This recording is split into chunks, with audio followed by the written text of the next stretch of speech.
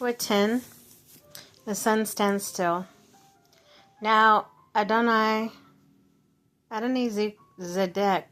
king of Jerusalem, heard that Joshua had taken Ai and totally destroyed it, doing to Ai as its king as he had done to Jericho and its king, and that the people of Gibeon had made a treaty of peace with Israel and had become their allies. He and his people were very much alarmed at this, because Gibeon was an important city, like one of the royal cities that was larger than Ai, and all its men were good fighters. So Adonizedek, king of Jerusalem, appealed to Hoham, king of Hebron, Piram, king of Jarmuth, Zaphiah, king of Lachish, and Debir, king of Eglon. Come up and help me attack Gibeon, he said, because it has made peace with Joshua and the Israelites. Then the 5 kings of Amorites, the kings of Jerusalem, Hebron, Jarmuth, Lachish, and Eglon, joined forces.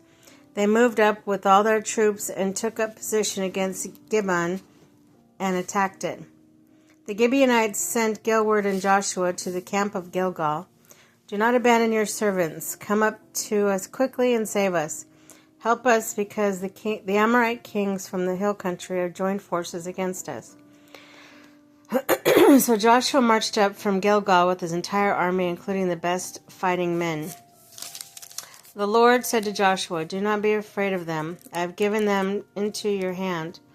Not one of them will be able to withstand you. After an all-night march from Gilgal, Joshua took them by surprise. The Lord threw them into confusion before Israel. So Joshua and the Israelites defeated them completely at Gibeon. Israel pursued them along the road going up to Beth-horon and cut them down. All the way to Zekah and Makkedah, they fled before Israel on the road down from Beth-horon to Zekah, and the Lord hurled large hailstones down at them. The more of them died from the hail than were killed by the sword of Israel. On the day the Lord gave the Amorites over to Israel, Joshua said to the Lord of the presence of Israel, Sun, stand still over Gibeon, and you, moon, over the valley of Ajalon. So the sun stood still and the moon stopped, and the nations avenged itself on its enemies. As it is written in the book of Jashar, the sun stopped in the middle of the sky and delayed going down about a full day. There has never been a day like it before or since, a day when the Lord listened to a human being. Surely the Lord was fighting for Israel.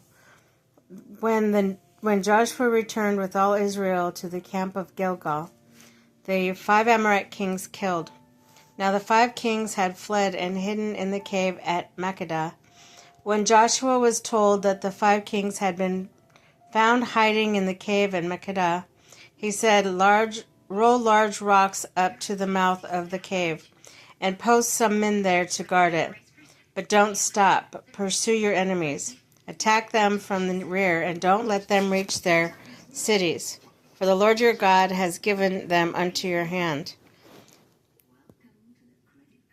So Joshua and the Israelites defeated them completely.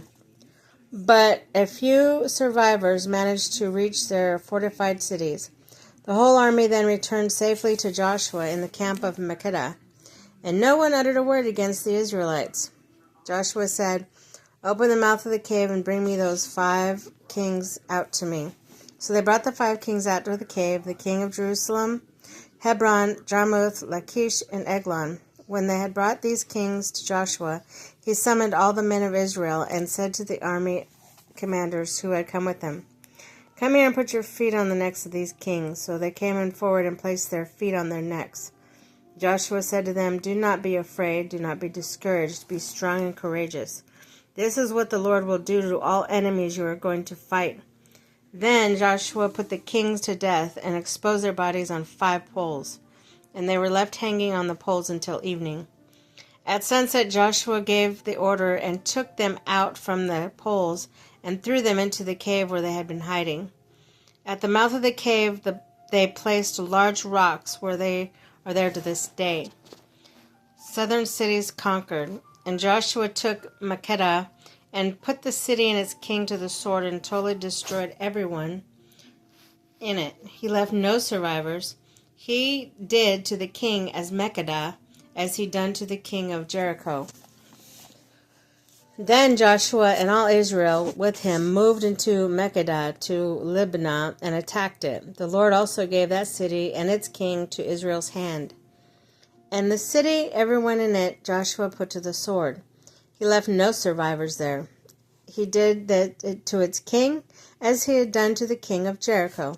Then Joshua and all Israel with him moved from Libnah to Lachish and took up position against it and attacked it.